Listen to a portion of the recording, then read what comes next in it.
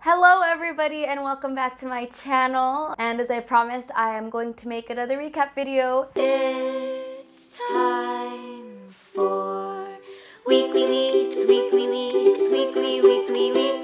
starting the next video. A lot of things happened this month. I've cherry-picked some of the topics that I want to cover for today, so I hope you can enjoy this video. Let's start from something really light, and we're gonna go to music. Last month, Elephant Kind released their newest album called The Greatest Ever. The Greatest Ever consists of 10 tracks, and I can say this firmly that each track is amazing. My favorite would have to be the song called One. I also really like Pleaser and Sour. If you're into Arcade Fire or Kings of Leon, this is kind of like a love child of both of these artists, I feel, in my opinion. Shout out to Bum. Let's move to the next topic, and we're gonna talk about movies. Us. So Us is a movie directed by Jordan Peele, which I love. If you're familiar with Key and Peele comedy sketches on YouTube, they're hilarious.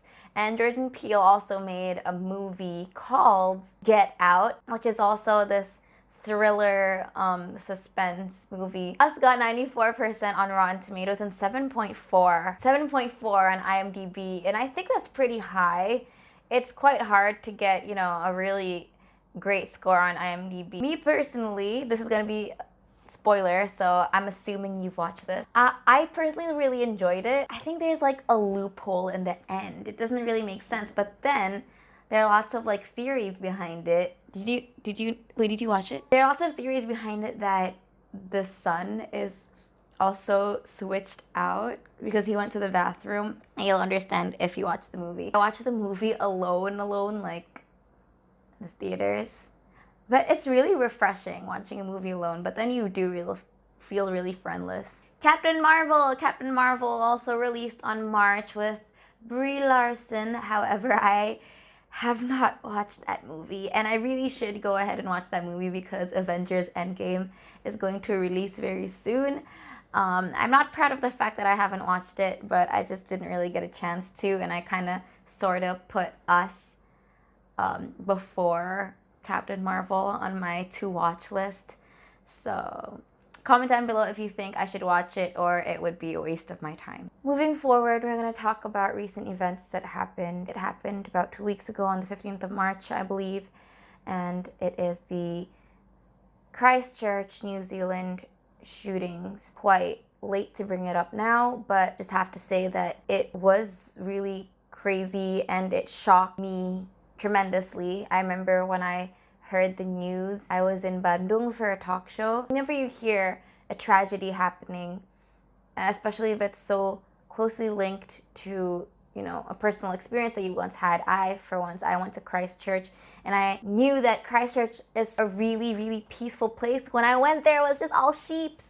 But then to hear this sort of tragedy happening, it kind of reminds you how like terrorists and terrorism can appear out of anywhere. It was great seeing all of the support that was poured out to all of the Muslim families, and it's just great to see people supporting each other. I remember seeing on Twitter that there was this one man who, I think he lives in England, and he helped protect mosques so people who would want to do their prayers would feel safe. Whenever something happens like this, it just reminds you that whatever your belief, you gotta stick out for each other. And I wish I could see more of that in Indonesia. I think this is a very touchy subject, but I think right now in Indonesia we're at this like really weird state where religion is a tool for politics, and I know it's always been that way ever since back in the days.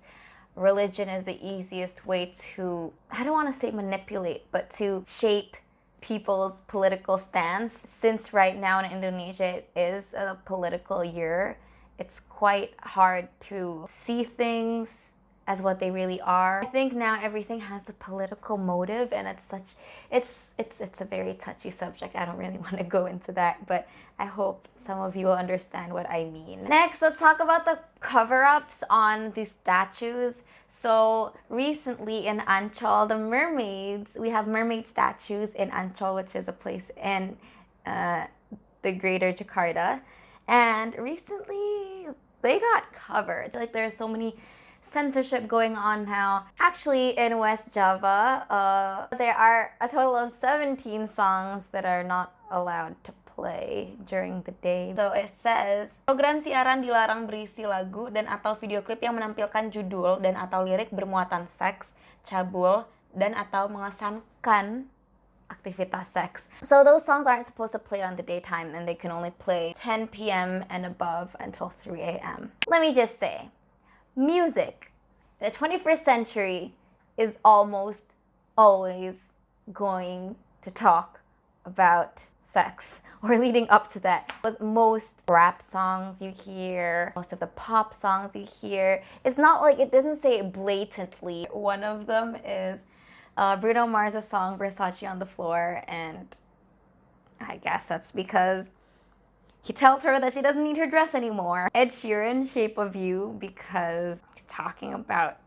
a girl's body shape and the way she moves. Another one that I think is so crazy is The Killer's song, Mr. Brightside. My biggest problem with censorship, and I believe this is everyone's biggest problem too, censoring music, art, is crazy because it just seems like the government doesn't trust their citizens enough to think that they have the mental capability of knowing what's wrong and what's right. Let a statue be a statue, and if it does trigger some emotions and whatnot, so be it. I mean, isn't that up to the person? All right, next we're going to talk about plastic. Starting from the 1st of March, plastic that we buy from big retailers will be charged to the consumers for the price of 200 rupiah. I don't even know what costs 200 rupiah anymore. I don't even know if a candy in a warung costs that much or it's gone up to 500 rupiah. I don't think this is effective. The government has tried to impose this rule in 2016, and I think this happened for 3 months and prolonged to 6 months, but then God knows what happened. Maybe they figured that it wasn't effective. Starting now, March 1st, big retailers are doing this again. People who are doing this is called APRindo, or Asosiasi Pengusaha Retail Indonesia. Let me tell you why I don't think this is effective. Because 200 rupiah is nothing. It's nothing. If you really want to make a statement in trying to reduce the use of plastic, be bold and make it cost 5,000 rupiah or even 10,000 rupiah. And I know that is a bold statement, and I know that is not cheap. That's how you make a statement. Because I know that in some places they do provide like boxes, or they do provide bags, reusable bags for the price of 3,000 rupiahs. So when you make the plastic cost more than the actual reusable bags, obviously people will buy the reusable bags instead, or they will be forced to bring their own bag. Now this really caught my attention when I went to Taiwan. It was kind of an awkward moment between me and the cashier, because I was waiting to get my groceries bagged and it never got bagged. So I just had to scoop everything up and I had to make do. And I think that's what people need to do, is they need to make do. Because people who do go shopping for a lot of items, I believe that they have planned it before. Unless you're just going to a random shop and just, picking up some stuff, that should fit in your bag, or you should be able to hold it. So my point is, I think people need to be forced to a certain idea sometimes. But I think if something is done to better our environment, people would understand. All right, now moving on to my favorite part, I'm going to talk about a series, and specifically Netflix series, because I've just been watching a lot of Netflix. But the first one is called Love, Death, and Robots.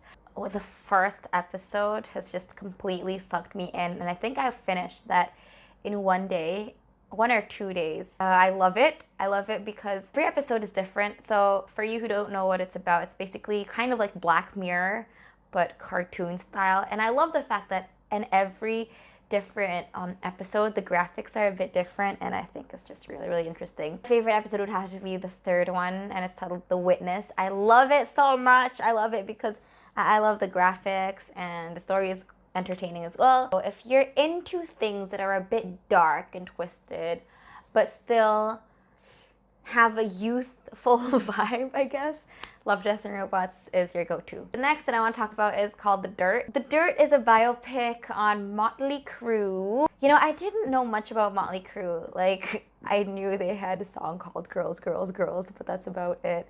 and a few other songs. After I watched The Dirt, I gave myself a whole history lesson on rock and what glam rock is. This movie is not safe for work, so don't watch it at work, because right from the opening scene, there's already a lot of nudity going on. Yeah, it just gives you a taste of what rock was in the 1980s, not only their music, but their lifestyle, and the partying, and the girls, and the drugs. Last but not least, Selling Sunset. Oh my gosh, I've just been binge watching on so many like series about homes and in property and interior, all due to Selling Sunset. So Selling Sunset is a reality show, brokerage in Hollywood. So a beautiful woman trying to sell houses. And I don't like really the drama aspect of it. I don't really care much about their personal lives, but I really enjoy watching those beautiful houses. So I'm going to wrap up this whole